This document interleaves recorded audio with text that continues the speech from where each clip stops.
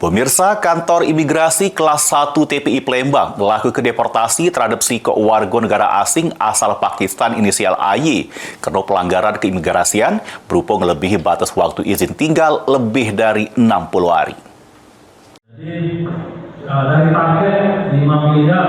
Kantor imigrasi kelas 1 TPI Palembang melakukan penindakan hukum terhadap si warga negara asing asal Pakistan berinisial AY atas pelanggaran keimigrasian berupa melebihi batas waktu izin tinggal.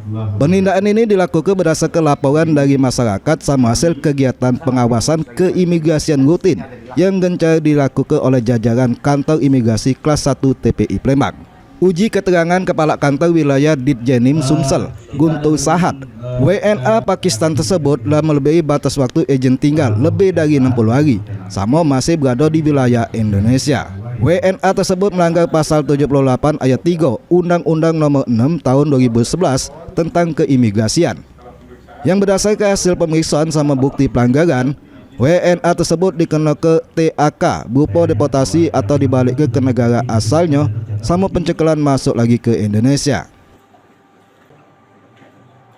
Setelah hasil pemeriksaan, kalau jika benar ada pelanggaran di situ, kami akan melakukan pendeportasian terhadap yang bersangkutan, dan aturan pencekalan itu minimal 6 bulan, bahkan bisa diperpanjang sampai seumur hidup. Namun dikarenakan yang bersangkutan sudah memiliki istri warga negara Indonesia yang sah, mungkin itu jadi pertimbangan kami, nanti istrinya sendiri yang mengajukan surat permohonan pembukaan cekal tersebut. Kerja apa bang selama ini WNA ini bang? Yang bersangkutan setelah menikah mengikuti istri yang bersangkutan, mengikuti istrinya bekerja sebagai akupuntur, ya, terapi begitu. Membantu. Ya. Usaha sendiri itu bang? Ya, usaha sendiri dari istrinya.